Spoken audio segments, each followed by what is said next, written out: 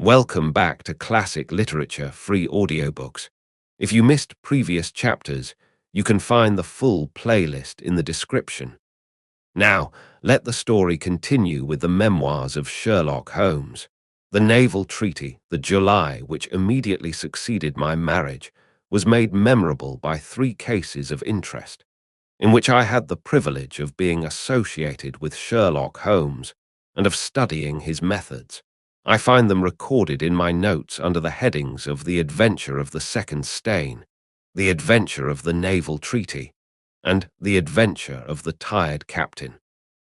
The first of these, however, deals with interest of such importance and implicates so many of the first families in the kingdom that for many years it will be impossible to make it public. No case, however, in which Holmes was engaged has ever illustrated the value of his analytical methods so clearly, or has impressed those who were associated with him so deeply. I still retain an almost verbatim report of the interview in which he demonstrated the true facts of the case to Monsieur Dubuque of the Paris police, and Fritz von Waldbaum, the well-known specialist of Danzig, both of whom had wasted their energies upon what proved to be side issues. The new century will have come, however, before the story can be safely told. Meanwhile, I pass on to the second on my list, which promised also at one time to be of national importance, and was marked by several incidents which give it a quite unique character.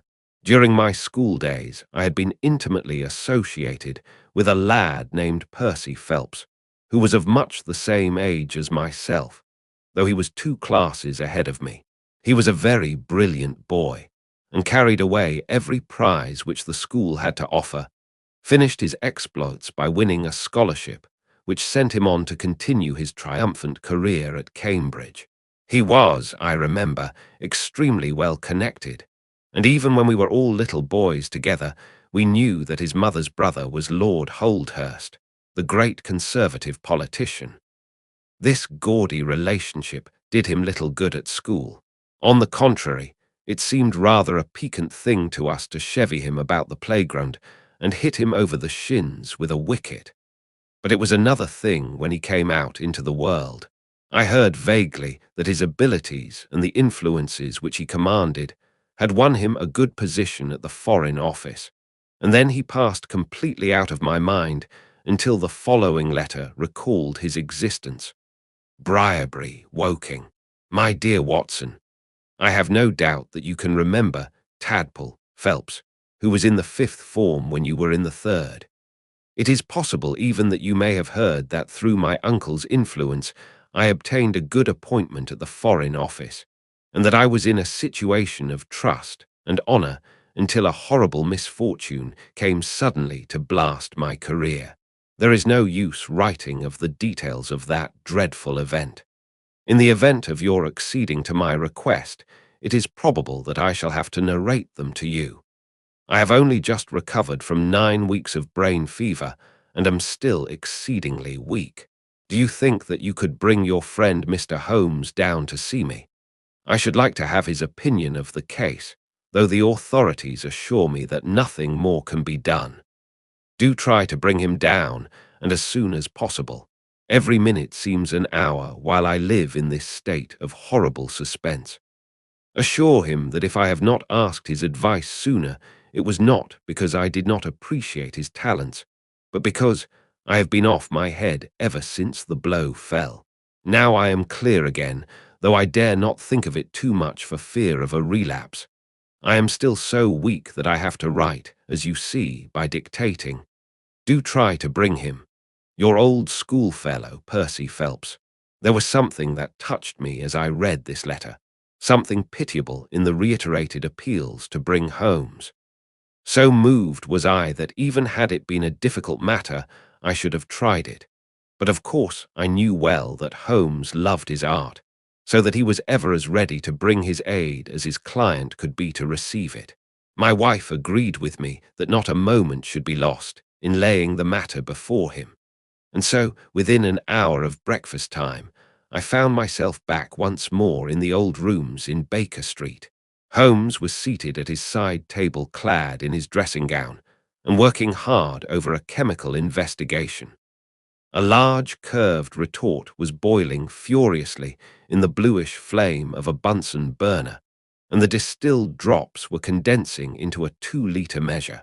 My friend hardly glanced up as I entered, and I, seeing that his investigation must be of importance, seated myself in an armchair and waited. He dipped into this bottle or that, drawing out a few drops of each with his glass pipette, and finally brought a test tube containing a solution over to the table. In his right hand he held a slip of litmus paper. "You come at a crisis, Watson," said he. "If this paper remains blue, all is well. If it turns red, it means a man's life." He dipped it into the test tube, and it flushed at once into a dull, dirty crimson.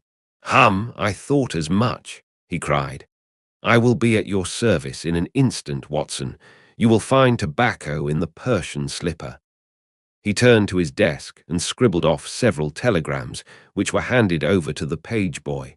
Then he threw himself down into the chair opposite and drew up his knees until his fingers clasped round his long, thin shins. "A very commonplace little murder," said he. "You've got something better, I fancy. You are the stormy petrel of crime, Watson. What is it?" I handed him the letter, which he read with the most concentrated attention. "It does not tell us very much, does it?" he remarked as he handed it back to me. "Hardly anything, and yet the writing is of interest. But the writing is not his own. Precisely, it is a woman's." "A man's, surely," I cried. "No, a woman's, and a woman of rare character. You see, at the commencement of an investigation, it is something to know that your client is in close contact with someone who, for good or evil, has an exceptional nature. My interest is already awakened in the case.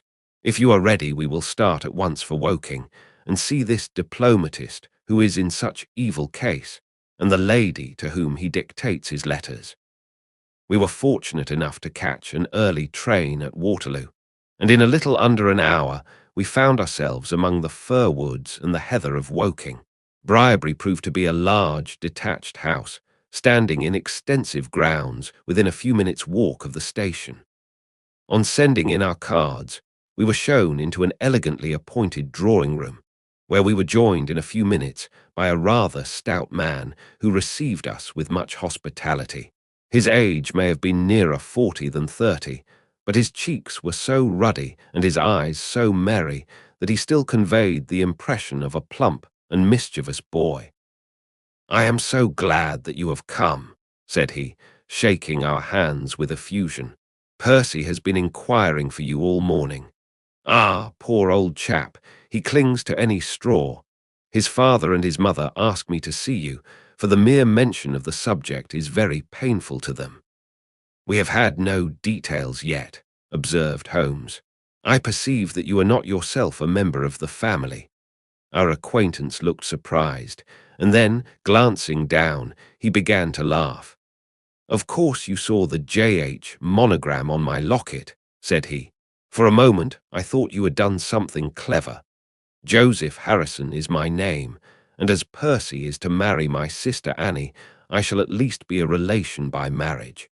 You will find my sister in his room, for she has nursed him hand and foot this 2 months back. Perhaps we'd better go in at once, for I know how impatient he is." The chamber in which we were shown was on the same floor as the drawing-room. It was furnished partly as a sitting and partly as a bedroom, with flowers arranged daintily in every nook and corner. A young man, very pale and worn, was lying upon a sofa near the open window, through which came the rich scent of the garden and the balmy summer air. A woman was sitting beside him, who rose as we entered. "Shall I leave, Percy?" she asked. He clutched her hand to detain her. "How are you, Watson?" said he cordially. "I should never have known you under that moustache, and I dare say you would not be prepared to swear to me. This, I presume, is your celebrated friend, Mr. Sherlock Holmes." I introduced him in a few words, and we both sat down. The stout young man had left us, but his sister still remained with her hand in that of the invalid.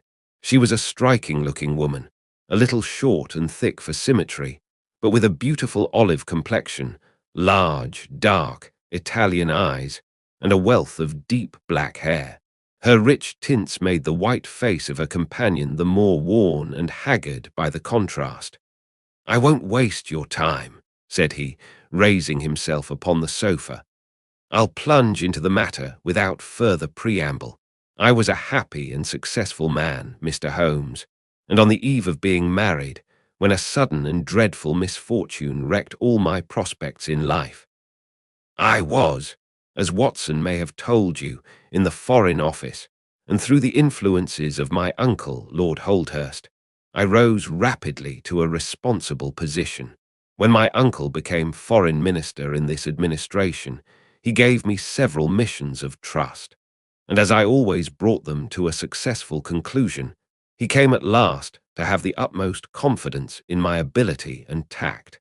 Nearly 10 weeks ago, to be more accurate, on the 23rd of May, he called me into his private room, and after complimenting me on the good work which I had done, he informed me that he had a new commission of trust for me to execute.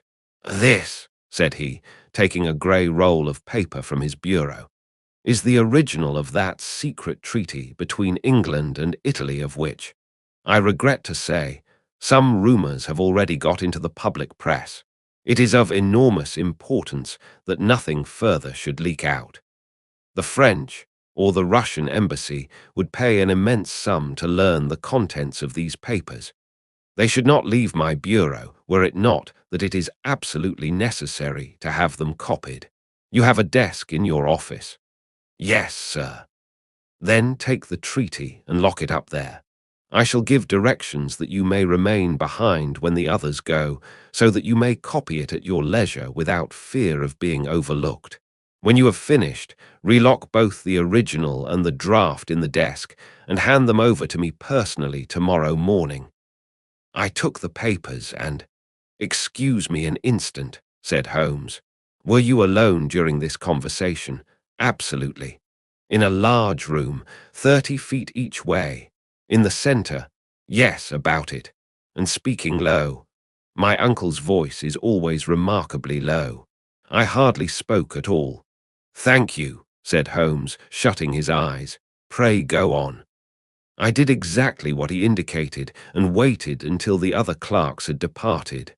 One of them in my room, Charles Gorot, had some arrears of work to make up, so I left him there and went out to dine. When I returned, he was gone. I was anxious to hurry my work, for I knew that Joseph, the Mr. Harrison whom you saw just now, was in town, and that he would travel down to Woking by the 11 o'clock train, and I wanted, if possible, to catch it. When I came to examine the treaty, I saw at once that it was of such importance that my uncle had been guilty of no exaggeration in what he had said. Without going into details, I may say that it defined the position of Great Britain towards the Triple Alliance, and foreshadowed the policy which this country would pursue in the event of the French fleet gaining a complete ascendancy over that of Italy in the Mediterranean. The questions treated in it were purely naval. At the end were the signatures of the high dignitaries who had signed it.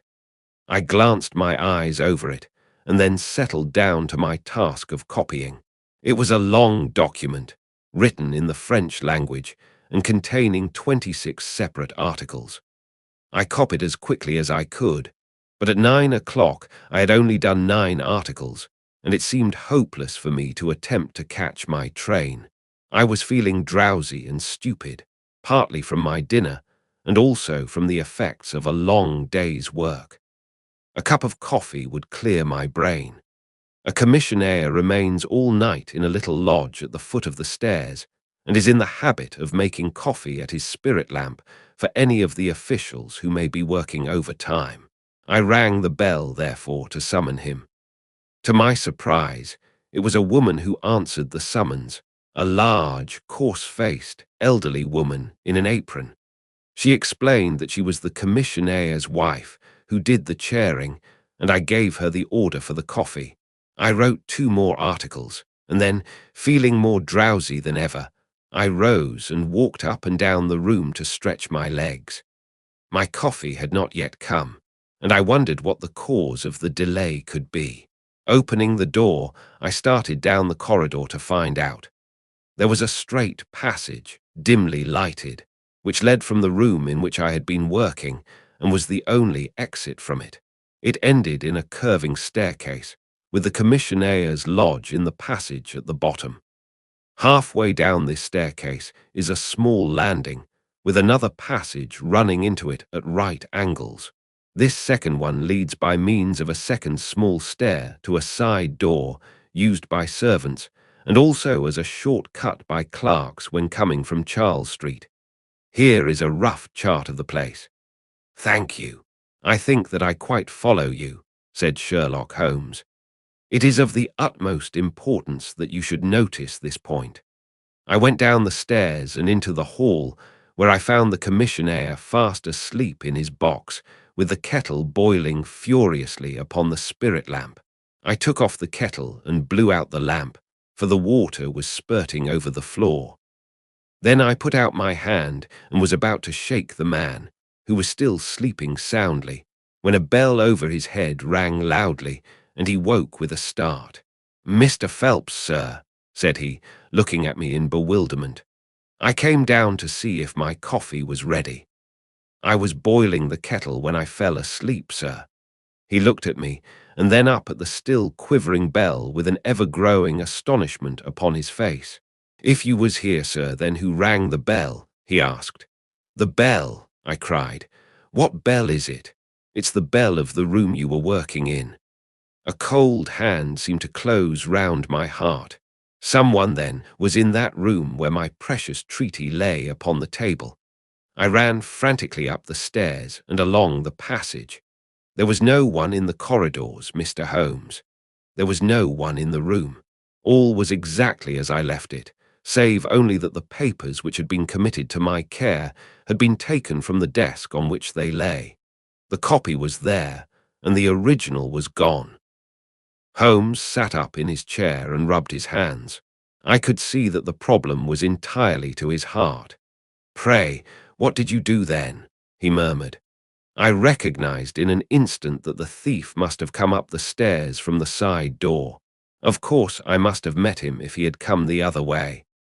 "You were satisfied that he could not have been concealed in the room all the time, or in the corridor which you have just described as dimly lighted?" "It is absolutely impossible. A rat could not conceal himself either in the room or the corridor. There is no cover at all." "Thank you. Pray proceed." The commissionaire, seeing by my pale face that something was to be feared, had followed me upstairs. Now we both rushed along the corridor and down the steep steps which led to Charles Street. The door at the bottom was closed, but unlocked. We flung it open and rushed out. I can distinctly remember that as we did so, there came 3 chimes from a neighbouring clock. It was 10:15. "That is of enormous importance," said Holmes, making a note upon his shirt cuff. The night was very dark, and a thin, warm rain was falling. There was no one in Charles Street, but a great traffic was going on, as usual in Whitehall at the extremity. We rushed along the pavement, bareheaded as we were, and at the far corner we found a policeman standing. "A robbery has been committed," I gasped. "A document of immense value has been stolen from the Foreign Office. Has anyone passed this way?" "I have been standing here for a quarter of an hour, sir," said he. "Only one person has passed during that time, a woman, tall and elderly, with a paisley shawl." "Ah, that is only my wife," cried the commissionaire. "Has no one else passed?" "No one." "Then it must be the other way that the thief took," cried the fellow, tugging at my sleeve. But I was not satisfied, and the attempts which he made to draw me away increased my suspicions. "Which way did the woman go?" I cried. "I don't know, sir. I noticed her pass, but I had no special reason for watching her. She seemed to be in a hurry." "How long ago was it?" "Oh, not very many minutes." "Within the last 5. Well, it could not be more than 5. You're only wasting your time, sir, and every minute now is of importance, cried the commissionaire. Take my word for it that my old woman has nothing to do with it, and come down to the other end of the street. Well, if you won't, I will. And with that, he rushed off in the other direction. But I was after him in an instant and caught him by the sleeve. Where do you live? Said I. 16 Ivy Lane, Brixton, he answered. But don't let yourself be drawn away upon a false scent, Mr. Phelps. Come to the other end of the street, and let us see if we can hear of anything. Nothing was to be lost by following his advice. With the policeman, we both hurried down, but only to find the street full of traffic, many people coming and going, but all only too eager to get to a place of safety upon so wet a night. There was no lounger who could tell us who had passed. Then we returned to the office and searched the stairs and the passage without result. The corridor which led to the room was laid down with a kind of creamy linoleum which shows an impression very easily. We examined it very carefully, but found no outline of any footmark. Had it been raining all evening, since about 7? How is it, then, that the woman who came into the room about 9 left no traces with her muddy boots? I am glad you raised the point. It occurred to me at the time. The charwomen are in the habit of taking off their boots at the commissionaire's office and putting on list slippers. That is very clear. There were no marks then, though the night was a wet one. The chain of events is certainly one of extraordinary interest. What did you do next? We examined the room also. There is no possibility of a secret door, and the windows are quite 30 feet from the ground. Both of them were fastened on the inside. The carpet prevents any possibility of a trapdoor, and the ceiling is of the ordinary whitewashed kind. I will pledge my life that whoever stole my papers could only have come through the door. How about the fireplace? They use none. There is a stove. The bell rope hangs from the wire just to the right of my desk. Whoever rang it must have come right up to the desk to do it. But why should any criminal wish to ring the bell? It is a most insoluble mystery. Certainly, the incident was unusual. What were your next steps? You examined the room, I presume, to see if the intruder had left any traces, any cigar end or dropped glove or hairpin or other trifle. There was nothing of the sort. No smell. Well, we never thought of that. Ah, a scent of tobacco would have been worth a great deal to us in such an investigation. I never smoke myself, so I think I should have observed it if there had been any smell of tobacco. There was absolutely no clue of any kind. The only tangible fact was that the commissionaire's wife, Mrs. Tangi was the name, had hurried out of the place. He could give no explanation save that it was about the time when the woman always went home. The policeman and I agreed that our best plan would be to seize the woman before she could get rid of the papers, presuming that she had them. The alarm had reached Scotland Yard by this time, and Mr. Forbes, the detective, came round at once and took up the case with a great deal of energy. We hired a hansom, and in half an hour we were at the address which had been given to us. A young woman opened the door, who proved to be Mrs. Tangi's eldest daughter. Her mother had not come back yet, and we were shown into the front room to wait. About 10 minutes later, a knock came at the door, and here we made the one serious mistake for which I blame myself. Instead of opening the door ourselves, we allowed the girl to do so. We heard her say, "Mother, there are 2 men in the house waiting to see you." And an instant afterwards, we heard the patter of feet rushing down the passage. Forbes flung open the door, and we both ran into the back room or kitchen, but the woman had got there before us. She stared at us with defiant eyes, and then, suddenly recognizing me, an expression of absolute astonishment came over her face. "Why, if it isn't Mr. Phelps of the office," she cried.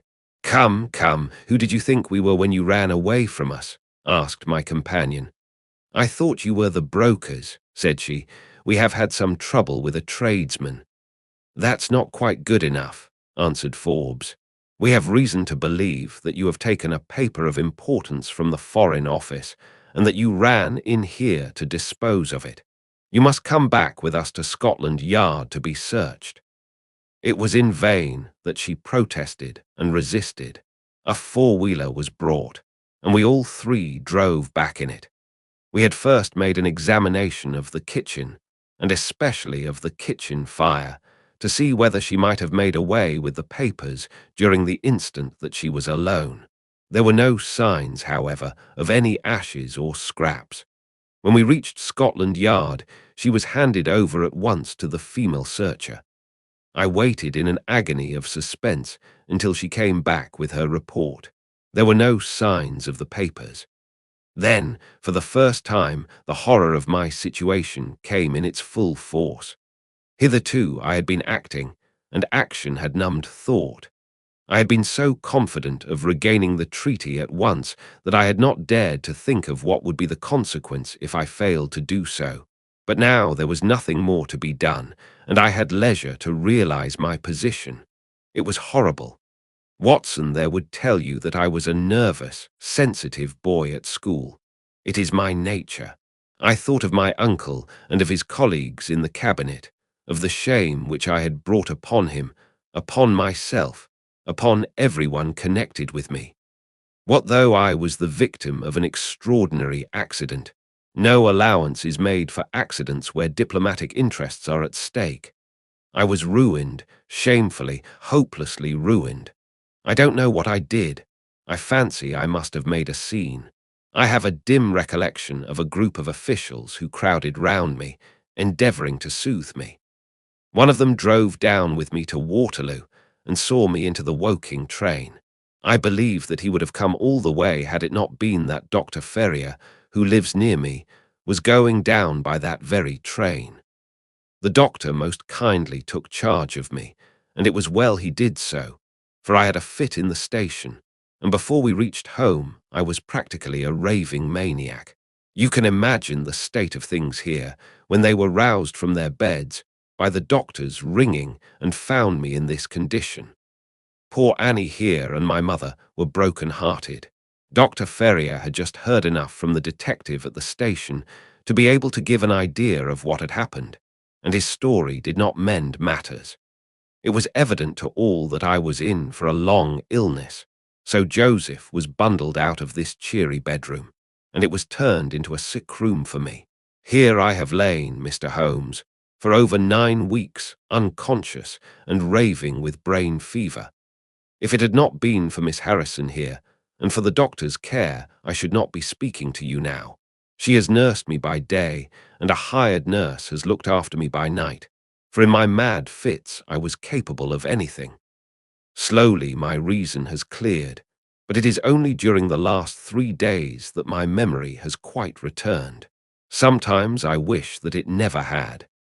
The first thing that I did was to wire to Mr. Forbes, who had the case in hand. He came out and assures me that, though everything has been done, no trace of a clue has been discovered. The commissionaire and his wife have been examined in every way without any light being thrown upon the matter. The suspicions of the police then rested upon young Gorot, who, as you may remember, stayed over time in the office that night. His remaining behind and his French name were really the only 2 points which could suggest suspicion. But as a matter of fact, I did not begin work until he had gone, and his people are of Huguenot extraction, but as English in sympathy and tradition as you and I are. Nothing was found to implicate him in any way, and there the matter dropped. I turn to you, Mr. Holmes, as absolutely my last hope. If you fail me, then my honour as well as my position are forever forfeited. The invalid sank back upon his cushions, tired out by this long recital, while his nurse poured him out a glass of some stimulating medicine. Holmes sat silently, with his head thrown back and his eyes closed, in an attitude which might seem listless to a stranger, but which I knew betokened the most intense self-absorption. "Your statement has been so explicit," said he at last, that you have really left me very few questions to ask. There is one of the very utmost importance, however. Did you tell anyone that you had this special task to perform? No one. Not Miss Harrison here, for example. No. I had not been back to Woking between getting the order and executing the commission. And none of your people had by chance been to see you. None. Did any of them know their way about in the office? Oh, yes. All of them had been shown over it. Still, of course, if you said nothing to anyone about the treaty, these inquiries are irrelevant. I said nothing. Do you know anything of the commissionaire? Nothing except that he is an old soldier. What regiment? Oh, I have heard Coldstream Guards. Thank you. I have no doubt I can get details from Forbes. The authorities are excellent at amassing facts, though they do not always use them to advantage. What a lovely thing a rose is. He walked past the couch to the open window and held up the drooping stalk of a moss rose, looking down at the dainty blend of crimson and green. It was a new phase of his character to me, for I had never before seen him show any keen interest in natural objects. There is nothing in which deduction is so necessary as in religion, said he, leaning with his back against the shutters. It can be built up as an exact science by the reasoner. Our highest assurance of the goodness of Providence seems to me to rest in the flowers. All other things, our powers, our desires, our food, are all really necessary for our existence in the first instance. But this rose is an extra. Its smell and its color are an embellishment of life, not a condition of it. It is only goodness which gives extras, and so I say again that we have much to hope from the flowers. Percy Phelps and his nurse looked at Holmes during this demonstration with surprise and a good deal of disappointment written upon their faces. He had fallen into a reverie with the moss rose between his fingers. It had lasted some minutes before the young lady broke in upon it. "Do you see any prospect of solving this mystery, Mr. Holmes?" she asked, with a touch of asperity in her voice. "Oh, the mystery," he answered, coming back with a start to the realities of life. "Well, it would be absurd to deny that the case is a very abstruse and complicated one, but I can promise you that I will look into the matter and let you know any points which may strike me. Do you see any clue? You have furnished me with 7, but of course, I must test them before I can pronounce upon their value. You suspect someone. I suspect myself. What? Of coming to conclusions too rapidly. Then go to London and test your conclusions. Your advice is very excellent. Miss Harrison, said Holmes, rising. I think, Watson, we cannot do better. Do not allow yourself to indulge in false hopes, Mr. Phelps. The affair is a very tangled one. I shall be in a fever until I see you again, cried the diplomatist.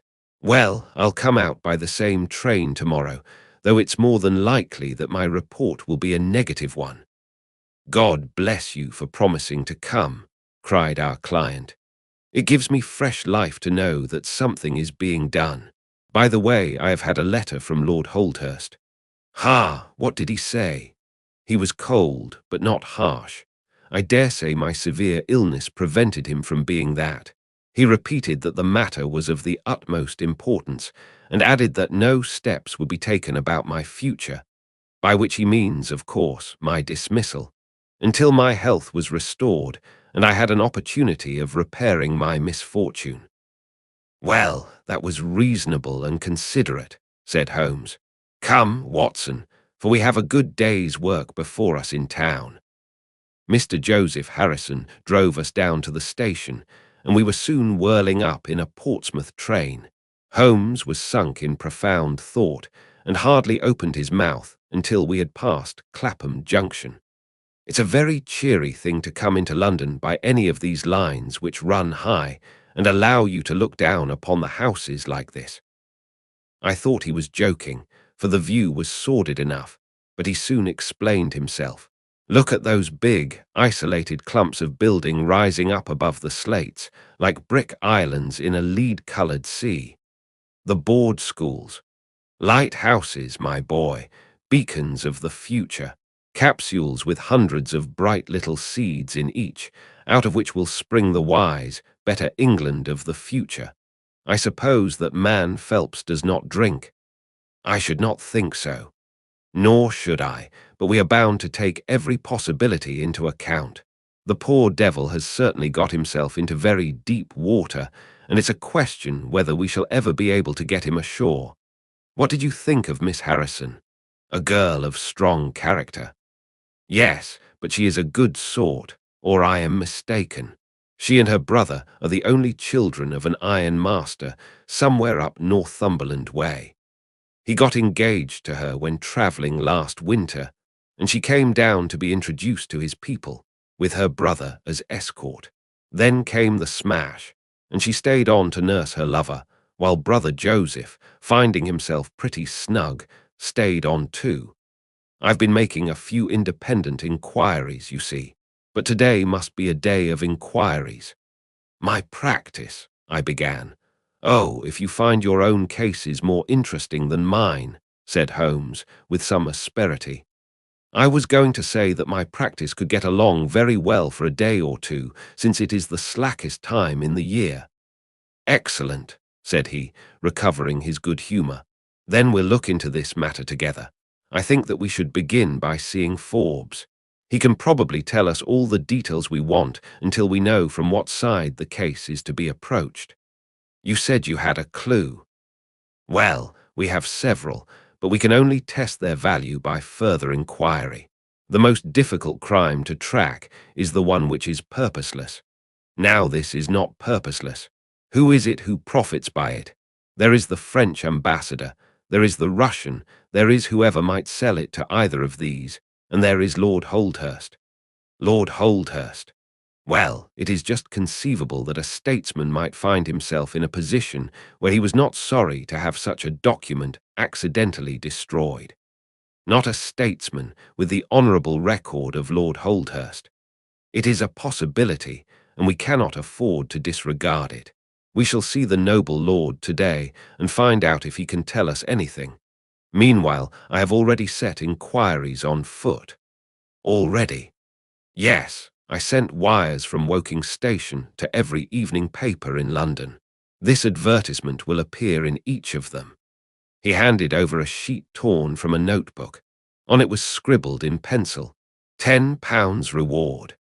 The number of the cab which dropped a fare at or about the door of the Foreign Office in Charles Street at 9:45 in the evening of May 23rd. Apply 221 billion Baker Street. You are confident that the thief came in a cab. If not, there is no harm done. But if Mr. Phelps is correct in stating that there is no hiding place either in the room or the corridors, then the person must have come from outside. If he came from outside on so wet a night, and yet left no trace of damp upon the linoleum, which was examined within a few minutes of his passing, then it is exceeding probable that he came in a cab. Yes, I think that we may safely deduce a cab.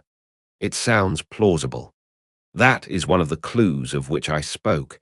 It may lead us to something. And then, of course, there is the bell, which is the most distinctive feature of the case. Why should the bell ring? Was it the thief who did it out of bravado? Or was it someone who was with the thief who did it in order to prevent the crime? Or was it an accident? Or was it? He sank back into the state of intense and silent thought from which he had emerged. But it seemed to me, accustomed as I was to his every mood, that some new possibility had dawned suddenly upon him. It was 3:20 when we reached our terminus, and after a hasty luncheon at the buffet, we pushed on at once to Scotland Yard. Holmes had already wired to Forbes, and we found him waiting to receive us, a small, foxy man with a sharp, but by no means amiable expression. He was decidedly frigid in his manner to us, especially when he heard the errand upon which we had come. "I've heard of your methods before now, Mr. Holmes," said he tartly. "You are ready enough to use all the information that the police can lay at your disposal, and then you try to finish the case yourself and bring discredit on them. On the contrary, said Holmes, out of my last 53 cases my name has only appeared in 4, and the police have had all the credit in 49. I don't blame you for not knowing this, for you are young and inexperienced, but if you wish to get on in your new duties, you will work with me and not against me. I'd be very glad of a hint or two, said the detective, changing his manner. I've certainly had no credit from the case so far. What steps have you taken? Tangi, the commissionaire, has been shadowed. He left the guards with a good character, and we can find nothing against him. His wife is a bad lot, though. I fancy she knows more about this than appears. Have you shadowed her? We have set one of our women on to her. Mrs. Tangi drinks, and our woman has been with her twice when she was well on, but she could get nothing out of her. I understand that they have had brokers in the house. Yes, but they were paid off. Where did the money come from? That was all right. His pension was due. They have not shown any sign of being in funds. What explanation did she give of having answered the bell when Mr. Phelps rang for the coffee? She said that her husband was very tired and she wished to relieve him. Well, certainly that would agree with his being found a little later asleep in his chair. There is nothing against them then, but the woman's character. Did you ask her why she hurried away that night? Her haste attracted the attention of the police constable. She was later than usual and wanted to get home. Did you point out to her that you and Mr. Phelps, who started at least 20 minutes after her, got home before her? She explains that by the difference between a bus and a hansom. Did she make it clear why, on reaching her house, she ran into the back kitchen? Because she had the money there with which to pay off the brokers. She has at least an answer for everything. Did you ask her whether in leaving she met anyone or saw anyone loitering about Charles Street? She saw no one but the constable. Well, you seem to have cross-examined her pretty thoroughly.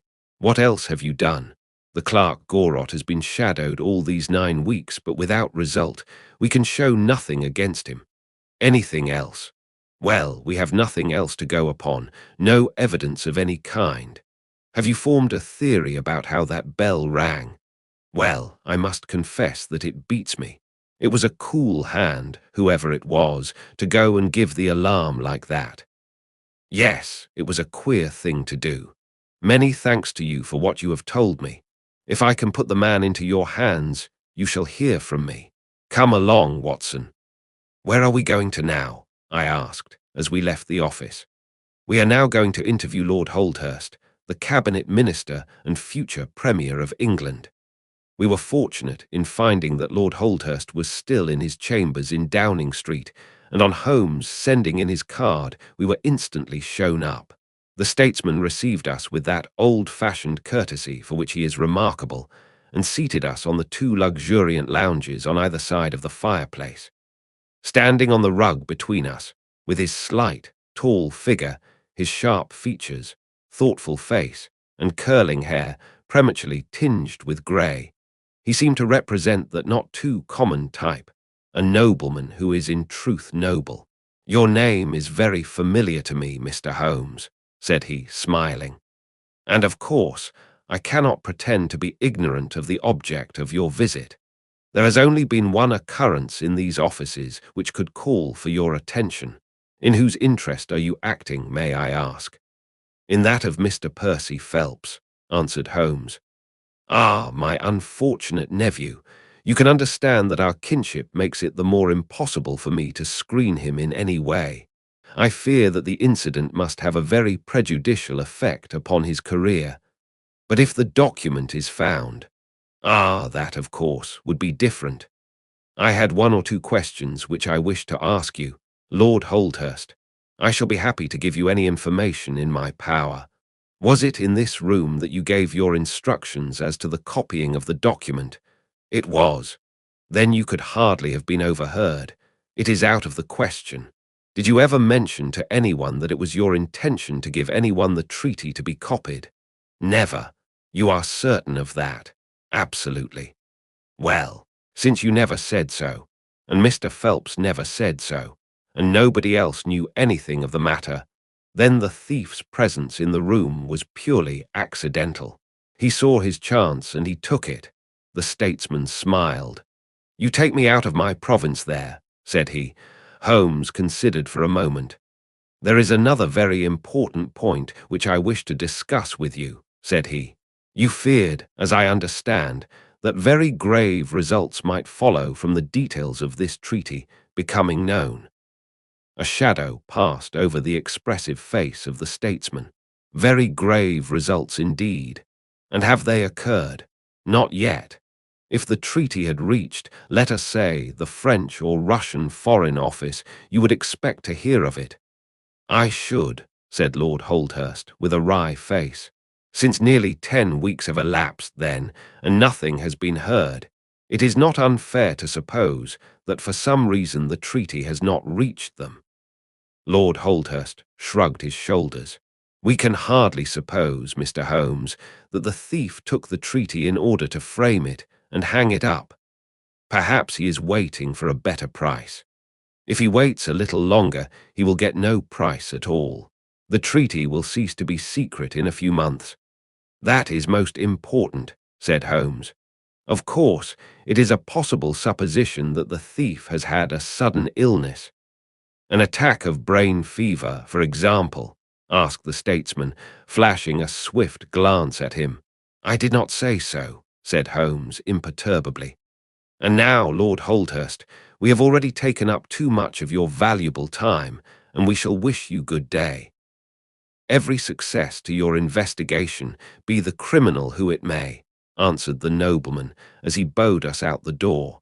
"He's a fine fellow," said Holmes as we came out into Whitehall. "But he has a struggle to keep up his position. He is far from rich and has many calls. You noticed, of course, that his boots had been resoled. Now, Watson, I won't detain you from your legitimate work any longer. I shall do nothing more today, unless I have an answer to my cab advertisement. But I should be extremely obliged to you if you would come down with me to Woking tomorrow by the same train which we took yesterday." I met him accordingly next morning, and we travelled down to Woking together. He had had no answer to his advertisement, he said, and no fresh light had been thrown upon the case. He had, when he so willed it, the utter immobility of countenance of a Red Indian, and I could not gather from his appearance whether he was satisfied or not with the position of the case. His conversation, I remember, was about the Bertillon system of measurements, and he expressed his enthusiastic admiration of the French savant. We found our client still under the charge of his devoted nurse, but looking considerably better than before. He rose from the sofa and greeted us without difficulty when we entered. "Any news?" he asked eagerly. "My report, as I expected, is a negative one," said Holmes. "I have seen Forbes, and I have seen your uncle, and I have set 1 or 2 trains of inquiry upon foot which may lead to something." "You have not lost heart, then?" "By no means." "God bless you for saying that," cried Miss Harrison. "If we keep our courage and our patience, the truth must come out." "We have more to tell you than you have for us," said Phelps, reseating himself upon the couch. "I hoped you might have something." "Yes, we have had an adventure during the night, and one which might have proved to be a serious one." His expression grew very grave as he spoke, and a look of something akin to fear sprang up in his eyes. "Do you know," said he, "that I begin to believe that I am the unconscious centre of some monstrous conspiracy, and that my life is aimed at as well as my honour." "Ah!" cried Holmes. "It sounds incredible, for I have not, as far as I know, an enemy in the world. Yet from last night's experience I can come to no other conclusion."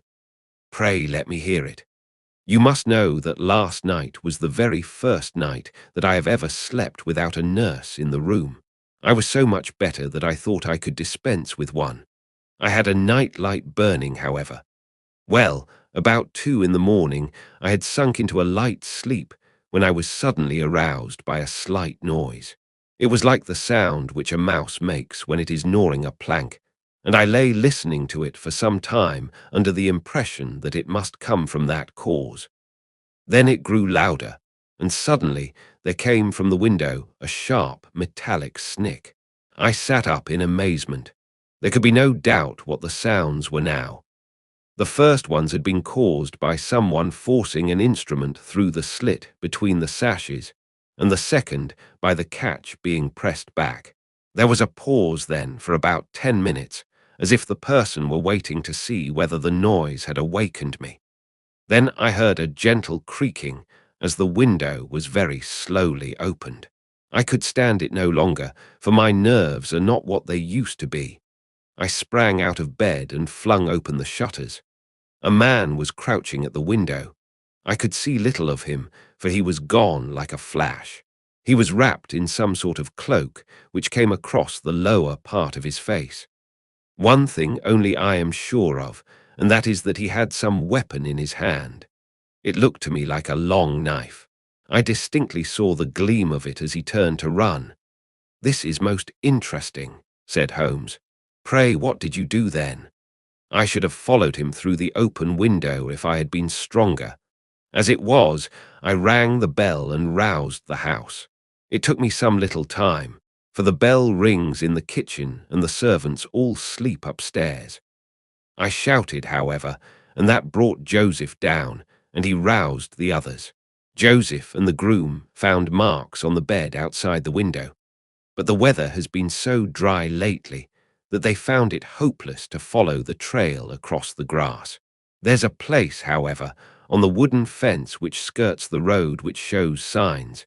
They tell me, as if someone had got over and had snapped the top of the rail in doing so.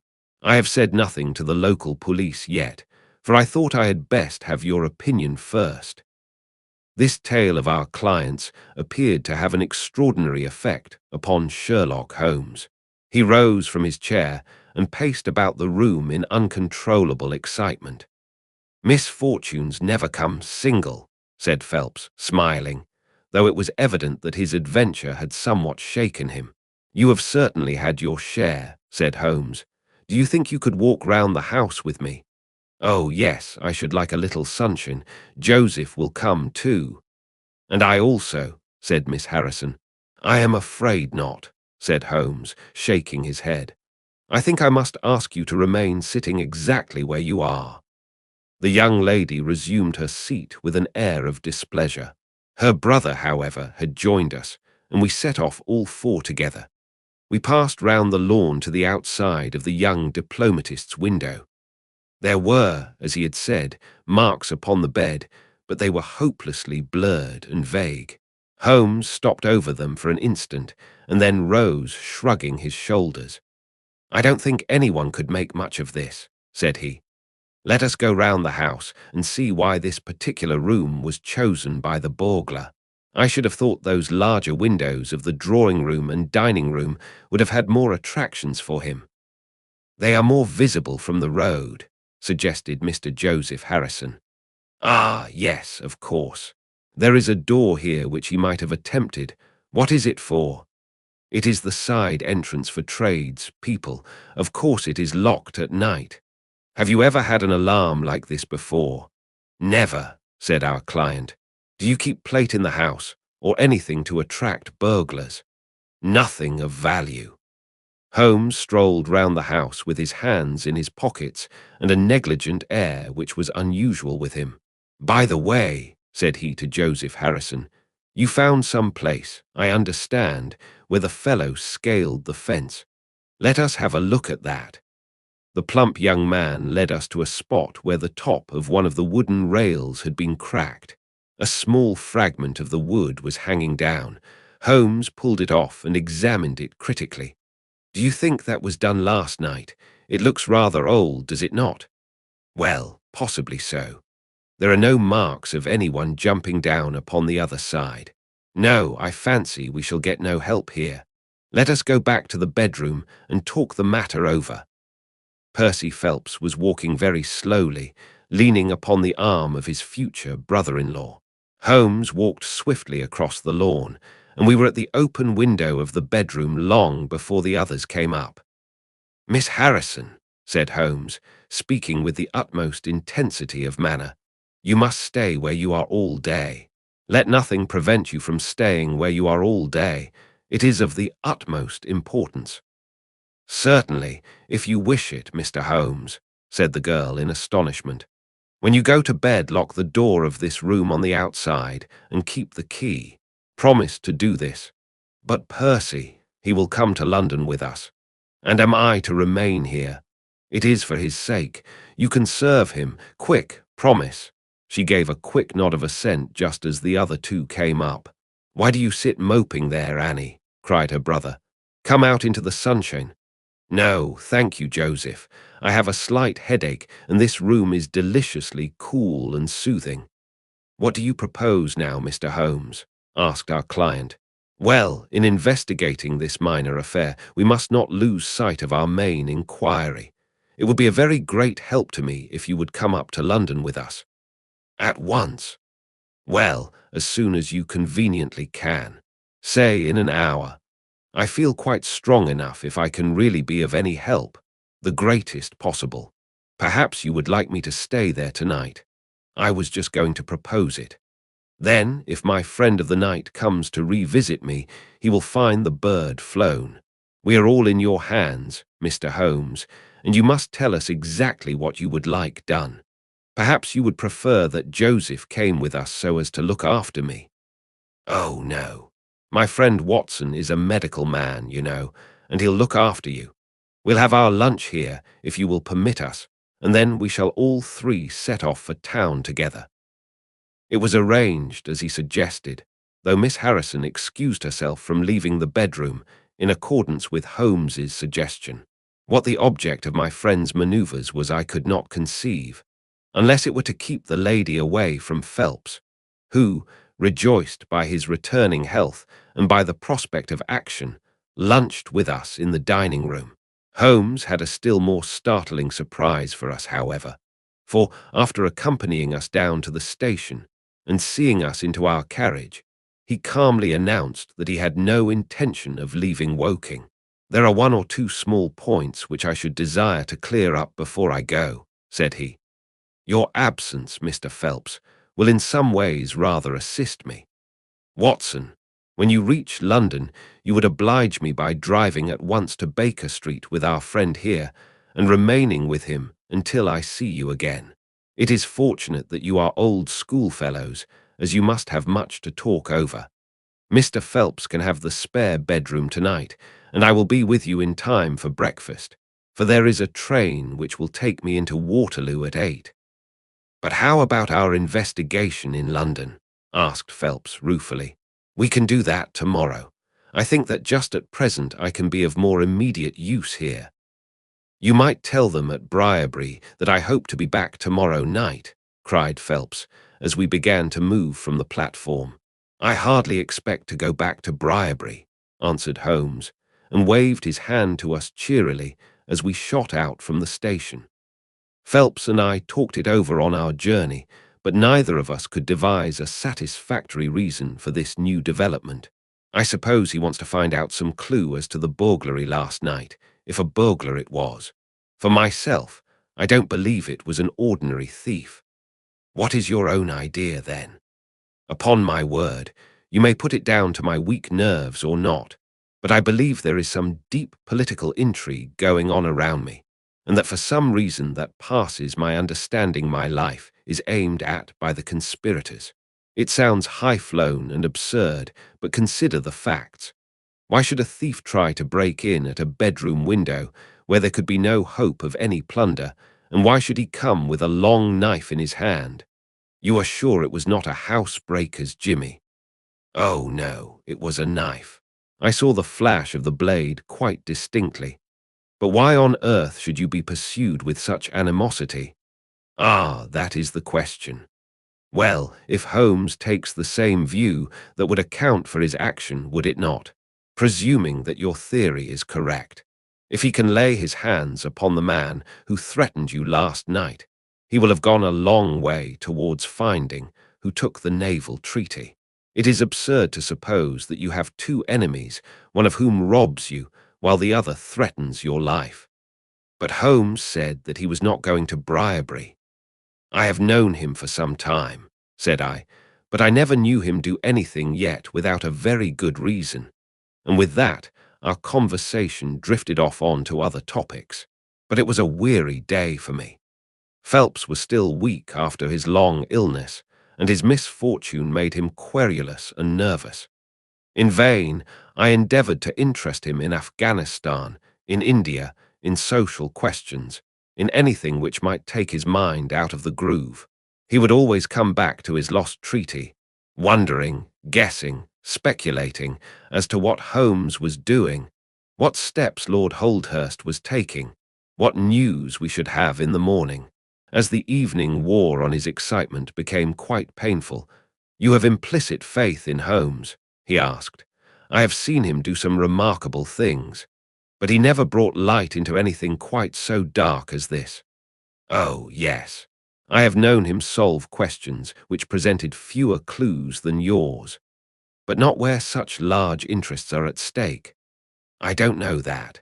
To my certain knowledge, he has acted on behalf of 3 of the reigning houses of Europe in very vital matters. But you know him well, Watson. He is such an inscrutable fellow that I never quite know what to make of him. Do you think he is hopeful? Do you think he expects to make a success of it? He has said nothing. That is a bad sign. On the contrary, I have noticed that when he is off the trail, he generally says so. It is when he is on a scent, and is not quite absolutely sure yet that it is the right one, that he is most taciturn. Now, my dear fellow, we can't help matters by making ourselves nervous about them, so let me implore you to go to bed, and so be fresh for whatever may await us tomorrow." I was able at last to persuade my companion to take my advice, though I knew from his excited manner that there was not much hope of sleep for him. Indeed, his mood was infectious, for I lay tossing half the night myself, brooding over this strange problem, and inventing 100 theories, each of which was more impossible than the last. Why had Holmes remained at Woking? Why had he asked Miss Harrison to remain in the sick-room all day? Why had he been so careful not to inform the people at Briarbury that he intended to remain near them? I cudgelled my brains until I fell asleep in the endeavour to find some explanation which would cover all these facts. It was 7 o'clock when I awoke, and I set off at once for Phelps's room, to find him haggard and spent after a sleepless night. His first question was whether Holmes had arrived yet. "He'll be here when he promised," said I, "and not an instant sooner or later." And my words were true, for shortly after 8, a hansom dashed up to the door and our friend got out of it. Standing in the window, we saw that his left hand was swathed in a bandage and that his face was very grim and pale. He entered the house, but it was some little time before he came upstairs. "He looks like a beaten man," cried Phelps. I was forced to confess that he was right. "After all," said I, "the clue of the matter lies probably here in town." Phelps gave a groan. "I don't know how it is," said he, "but I had hoped for so much from his return. But surely his hand was not tied up like that yesterday. What can be the matter?" "You are not wounded, Holmes?" I asked, as my friend entered the room. "Tut, it is only a scratch through my own clumsiness," he answered, nodding his good mornings to us. "This case of yours, Mr. Phelps, is certainly one of the darkest which I have ever investigated. I feared that you would find it beyond you. It has been a most remarkable experience." "That bandage tells of adventures," said I. "Won't you tell us what has happened?" "After breakfast, my dear Watson, remember that I have breathed 30 miles of Surrey air this morning. I suppose that there has been no answer from my cabman advertisement. Well, well, we cannot expect to score every time."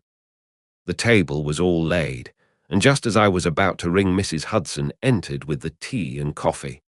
A few minutes later, she brought in 3 covers, and we all drew up to the table, Holmes ravenous, I curious, and Phelps in the gloomiest state of depression. "Mrs. Hudson has risen to the occasion," said Holmes, uncovering a dish of curried chicken. Her cuisine is a little limited, but she has as good an idea of breakfast as a Scotch woman. What have you here, Watson? Ham and eggs, I answered. Good. What are you going to take, Mr. Phelps? Curried fowl or eggs, or will you help yourself? Thank you. I can eat nothing, said Phelps. Oh, come. Try the dish before you. Thank you. I would really rather not. Well then, said Holmes, with a mischievous twinkle, I suppose that you have no objection to helping me. Phelps raised the cover, and as he did so he uttered a scream and sat there staring with a face as white as the plate upon which he looked. Across the centre of it was lying a little cylinder of blue-grey paper. He caught it up, devoured it with his eyes, and then danced madly about the room, pressing it to his bosom and shrieking out in his delight. Then he fell back into an armchair so limp and exhausted with his own emotions that we had to pour brandy down his throat to keep him from fainting. There, said Holmes, soothing, patting him upon the shoulder. It was too bad to spring it on you like this, but Watson here will tell you that I never can resist a touch of the dramatic. Phelps seized his hand and kissed it. God bless you, he cried. You have saved my honor. Well, my own was at stake, you know, said Holmes. I assure you it is just as hateful to me to fail in a case as it can be to you to blunder over a commission. Phelps thrust away the precious document into the innermost pocket of his coat. I have not the heart to interrupt your breakfast any further, and yet I am dying to know how you got it and where it was. Sherlock Holmes swallowed a cup of coffee and turned his attention to the ham and eggs. Then he rose, lit his pipe, and settled himself down into his chair. I'll tell you what I did first, and how I came to do it afterwards, said he. After leaving you at the station, I went for a charming walk through some admirable Surrey scenery to a pretty little village called Ripley, where I had my tea at an inn, and took the precaution of filling my flask and of putting a paper of sandwiches in my pocket. There I remained until evening, when I set off for Woking again, and found myself in the high road outside Briarbury just after sunset. Well, I waited until the road was clear. It is never a very frequented one at any time, I fancy, and then I clambered over the fence into the grounds. Surely the gate was open, ejaculated Phelps. Yes, but I have a peculiar taste in these matters. I chose the place where the 3 fir trees stand, and behind their screen I got over without the least chance of anyone in the house being able to see me. I crouched down among the bushes on the other side, and crawled from one to the other, witness the disreputable state of my trouser knees, until I had reached the clump of rhododendrons just opposite to your bedroom window. There I squatted down and awaited developments. The blind was not down in your room, and I could see Miss Harrison sitting there reading by the table. It was 10:15 when she closed her book, fastened the shutters, and retired. I heard her shut the door and felt quite sure that she had turned the key in the lock. The key, ejaculated Phelps. Yes, I had given Miss Harrison instructions to lock the door on the outside and take the key with her when she went to bed. She carried out every one of my injunctions to the letter, and certainly without her cooperation you would not have that paper in your coat pocket. She departed then, and the lights went out, and I was left squatting in the rhododendron bush. The night was fine, but still it was a very weary vigil. Of course, it has the sort of excitement about it that the sportsman feels when he lies beside the watercourse and waits for the big game. It was very long, though, almost as long, Watson, as when you and I waited in that deadly room when we looked into the little problem of the speckled band. There was a church clock down at Woking which struck the quarters, and I thought more than once that it had stopped. At last, however, about 2 in the morning, I suddenly heard the gentle sound of a bolt being pushed back and the creaking of a key. A moment later the servant's door was opened, and Mr. Joseph Harrison stepped out into the moonlight. Joseph, ejaculated Phelps. He was bareheaded, but he had a black coat thrown over his shoulder so that he could conceal his face in an instant if there were any alarm. He walked on tiptoe under the shadow of the wall, and when he reached the window, he worked a long-bladed knife through the sash and pushed back the catch. Then he flung open the window, and putting his knife through the crack in the shutters, he thrust the bar up and swung them open. From where I lay, I had a perfect view of the inside of the room and of every one of his movements. He lit the 2 candles which stood upon the mantelpiece, and then he proceeded to turn back the corner of the carpet in the neighborhood of the door. Presently, he stopped and picked out a square piece of board, such as is usually left to enable plumbers to get at the joints of the gas pipes. This one covered, as a matter of fact, the T-joint which gives off the pipe which supplies the kitchen underneath. Out of this hiding place, he drew that little cylinder of paper, pushed down the board, rearranged the carpet, blew out the candles, and walked straight into my arms as I stood waiting for him outside the window. Well, he has rather more viciousness than I gave him credit for, has Master Joseph. He flew at me with his knife, and I had to grasp him twice, and got a cut over the knuckles before I had the upper hand of him. He looked murder out of the only eye he could see with when we had finished, but he listened to reason and gave up the papers. Having got them, I let my man go, but I wired full particulars to Forbes this morning. If he is quick enough to catch his bird, well and good. But if, as I shrewdly suspect, he finds the nest empty before he gets there, why, all the better for the government. I fancy that Lord Holdhurst for one, and Mr. Percy Phelps for another, would very much rather that the affair never got as far as a police court. "My God," gasped our client, "do you tell me that during these long 10 weeks of agony the stolen papers were within the very room with me all the time?" So it was. And Joseph a villain and a thief. I am afraid Joseph's character is a rather deeper and more dangerous one than one might judge from his appearance. From what I have heard from him this morning, I gather that he has lost heavily in dabbling with stocks, and that he is ready to do anything on earth to better his fortunes. Being an absolutely selfish man, when a chance presented itself, he did not allow either his sister's happiness or your reputation to hold his hand. Percy Phelps sank back in his chair. "My head whirls," said he. "Your words have dazed me." "The principal difficulty in your case," remarked Holmes in his didactic fashion, "lay in the fact of there being too much evidence.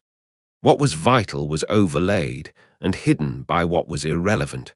Of all the facts which were presented to us, we had to pick just those which we deemed to be essential, and then piece them together in their order, so as to reconstruct this very remarkable chain of events. I had already begun to suspect Joseph, from the fact that you had intended to travel home with him that night, and that therefore it was a likely enough thing that he should call for you, knowing the Foreign Office well, upon his way, when I heard that someone had been so anxious to get into the bedroom, in which no one but Joseph could have concealed anything. You told us in your narrative how you had turned Joseph out when you arrived with the doctor. My suspicions all changed to certainties, especially as the attempt was made on the first night upon which the nurse was absent, showing that the intruder was well acquainted with the ways of the house. How blind I have been! The facts of the case, as far as I have worked them out, are these. This Joseph Harrison entered the office through the Charles Street door, and knowing his way, he walked straight into your room the instant after you left it. Finding no one there, he promptly rang the bell, and at the instant that he did so, his eyes caught the paper upon the table. A glance showed him that chance had put in his way a state document of immense value, and in an instant he had thrust it into his pocket and was gone. A few minutes elapsed, as you remember, before the sleepy commissionaire drew your attention to the bell, and those were just enough to give the thief time to make his escape. He made his way to Woking by the first train, and having examined his booty and assured himself that it really was of immense value, he had concealed it in what he thought was a very safe place, with the intention of taking it out again in a day or two and carrying it to the French embassy or wherever he thought that a long price was to be had. Then came your sudden return. He, without a moment's warning, was bundled out of his room, and from that time onward there were always at least two of you there to prevent him from regaining his treasure. The situation to him must have been a maddening one, but at last he thought he saw his chance. He tried to steal in, but was baffled by your wakefulness. You remember that you did not take your usual draught that night. I remember. I fancy that he had taken steps to make that draught efficacious, and that he quite relied upon your being unconscious. Of course, I understood that he would repeat the attempt whenever it could be done with safety. Your leaving the room gave him the chance he wanted. I kept Miss Harrison in it all day so that he might not anticipate us. Then, having given him the idea that the coast was clear, I kept guard as I have described. I already knew that the papers were probably in the room, but I had no desire to rip up all the planking and skirting in search of them. I let him take them, therefore, from the hiding place, and so saved myself an infinity of trouble. Is there any other point which I can make clear? Why did he try the window on the first occasion, I asked, when he might have entered by the door? In reaching the door, he would have to pass 7 bedrooms. On the other hand, he could get out onto the lawn with ease. Anything else? You do not think, asked Phelps, that he had any murderous intention? The knife was only meant as a tool. It may be so, answered Holmes, shrugging his shoulders. I can only say for certain that Mr. Joseph Harrison is a gentleman to whose mercy I should be extremely unwilling to trust. And that wraps up the naval treaty. If you enjoyed it, please like the video and share your thoughts in the comments. Want to keep listening? Head over to the next chapter and let it play in the background while you relax or work. Links are in description. Don't forget to subscribe and tap the bell so you'll be notified when the next chapters are released. Thanks for listening.